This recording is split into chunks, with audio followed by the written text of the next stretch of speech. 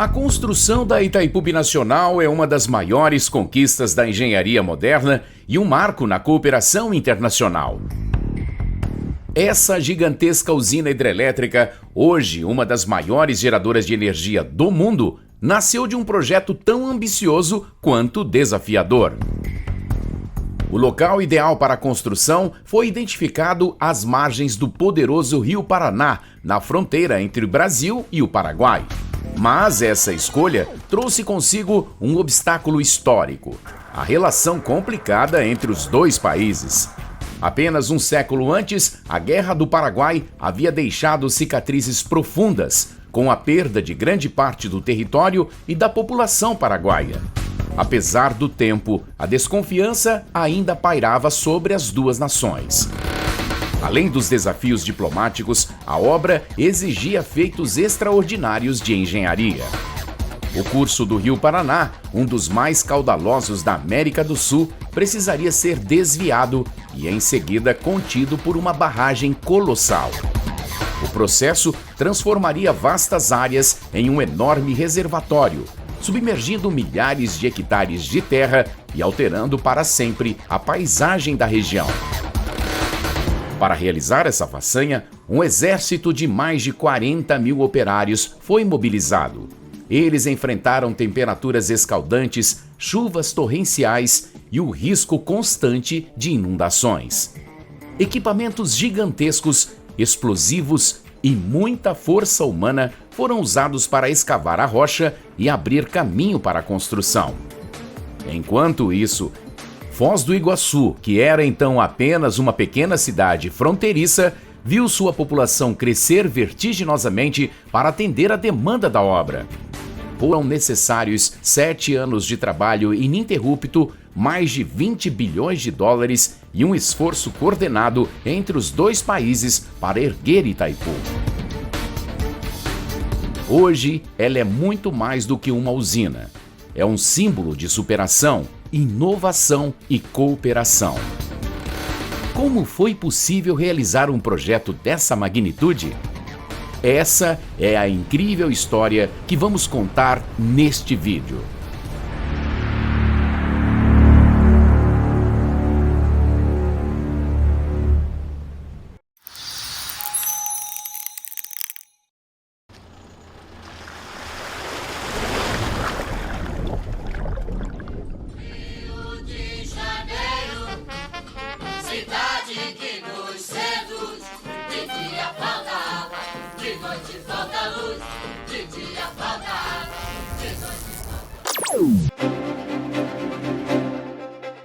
Na década de 60, o Brasil se destacava como uma das nações que mais crescia no mundo. Com o aumento da indústria nacional e uma mão de obra relativamente barata, fez crescer o interesse internacional do país e, com todo esse desenvolvimento, veio o aumento populacional. Na época, com pouco mais de 70 milhões de habitantes, estudos projetavam um colapso energético para o país em poucos anos, caso a taxa de crescimento mantivesse o ritmo. Isso fez acender um alerta da necessidade inadiável de aumentar a capacidade energética do país, o que na época se tornou prioridade. Equipes de estudos foram contratadas para iniciar pesquisas para a criação de um projeto que fosse suficientemente grande para suprir as demandas energéticas, não só da época, mas para os próximos 50 anos, buscando atender as regiões sul e sudeste do Brasil, o centro econômico do país.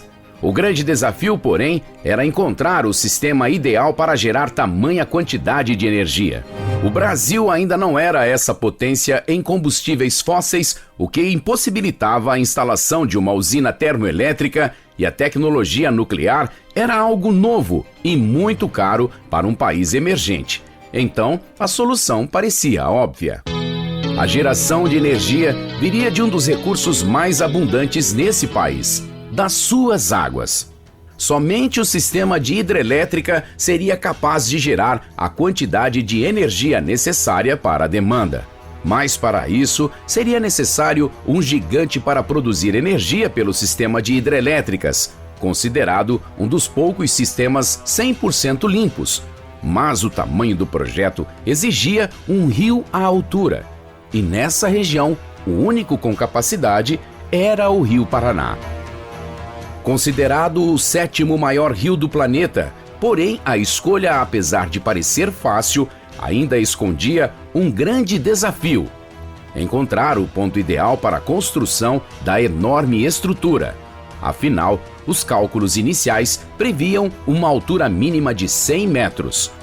Era necessário encontrar um local onde as margens, assim como o leito do rio, oferecessem uma rocha suficientemente forte para resistir ao enorme peso da barragem, pois mais importante do que a estrutura que sustentaria os trilhões de litros de água é a sua fundação. Após anos de estudos, foi encontrado o ponto ideal no rio, onde as margens eram altas e fortes, com potencial energético excelente, mas havia um problema. Esse ponto ficava exatamente na fronteira entre um antigo inimigo do Brasil, o Paraguai. Brasil e Paraguai, por muitos anos, tiveram uma relação muito sensível. Isso desde o final da conhecida como Guerra do Paraguai, que aconteceu entre Paraguai e a Tríplice Aliança, composta por Brasil, Argentina e Uruguai.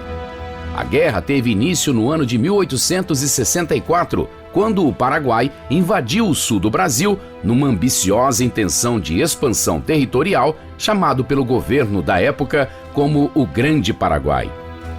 A guerra durou pouco menos de 6 anos e eliminou quase metade do povo paraguaio, nesse que é considerado até hoje como o maior conflito bélico da América do Sul.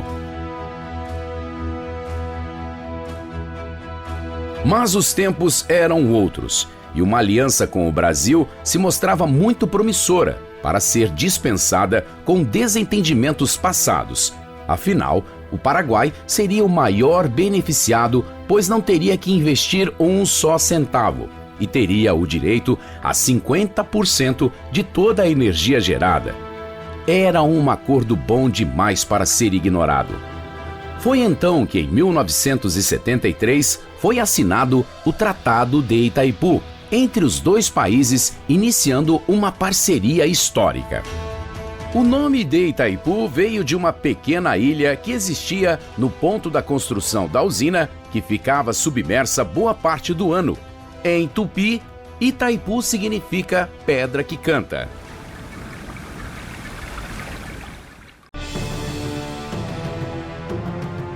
As obras começaram efetivamente em 1975 com as escavações do canal de desvio do Rio Paraná.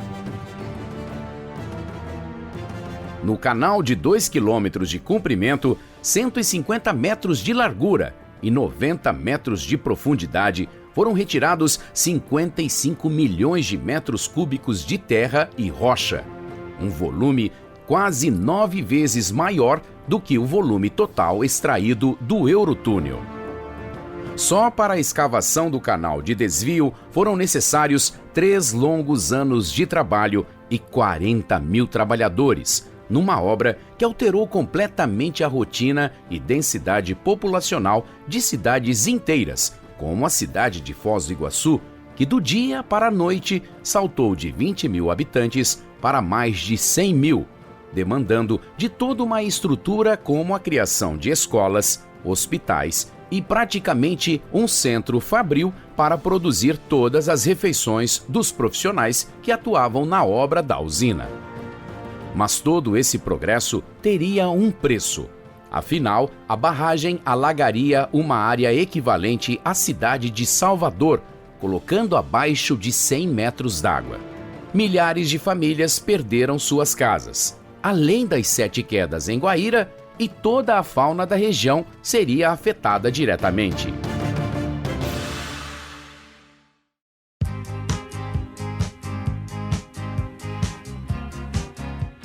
Em outubro de 1978, chegava a hora de desviar o gigante.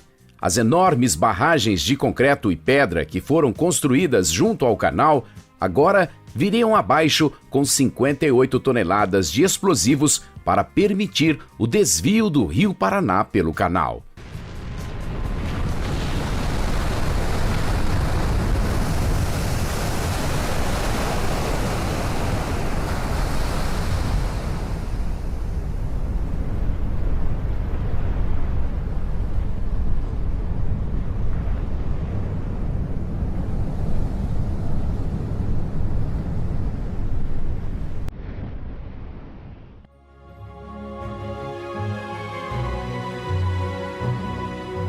Agora o rio corria numa bifurcação, mas um grande volume ainda corria pelo leito natural, onde seria construída a usina.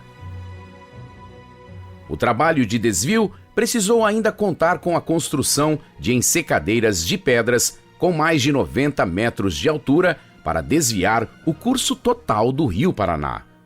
Agora o caminho estava liberado para a construção da seção central da barragem. De acordo com o projeto, para extrair o maior potencial energético, era necessário uma queda de pelo menos 100 metros. Porém, o leito natural do rio possuía apenas 50 metros de profundidade. Para compensar essa diferença, a barragem precisaria crescer em altura e, consequentemente, em comprimento. Por isso, se estenderia por mais 7.900 metros, tornando-se a mais longa barragem da época no planeta.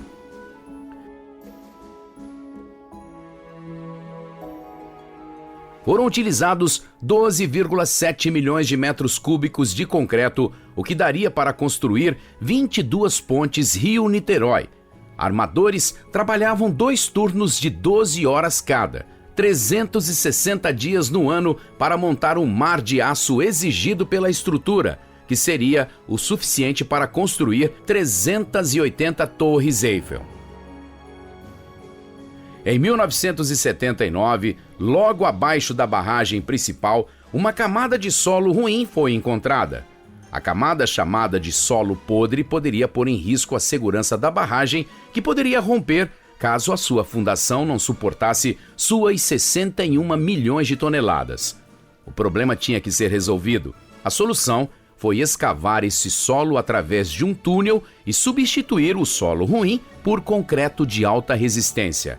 Numa das operações mais complexas de toda a obra, que adicionou meses de trabalho a um custo de 20 milhões de dólares. Após 4 anos para a construção da barragem, em 1982, os portões do canal de desvio foram fechados. 17 milhões de litros por segundo eram agora sustentados pela estrutura. Antes da completa inundação, uma operação se iniciava para resgatar o máximo de animais possíveis. Afinal, tudo o que eles conheciam em pouco tempo estariam abaixo de dezenas de metros de água. A operação foi considerada um sucesso na época, alocando mais de 36 mil animais de variadas espécies, mas ainda assim o impacto na fauna foi imenso. Infelizmente, milhares, se não milhões de animais morreram nos 700 quilômetros quadrados de florestas que foram perdidos, além, é claro, das 145 pessoas que morreram durante a construção da usina. Foram necessários 14 dias para que a barragem alcançasse seu nível mais alto, alagando a região com mais de 100 metros de água. Mas, obviamente, que ao atingir o nível máximo, a barragem teria que escoar o volume excedente. 2 semanas após o fechamento das comportas do canal, o vertedouro foi liberado. Com meio quilômetro de comprimento, escoava um volume de água 40 vezes maior do que as cataratas do Iguaçu, se tornando a maior queda d'água do mundo feita pelo homem.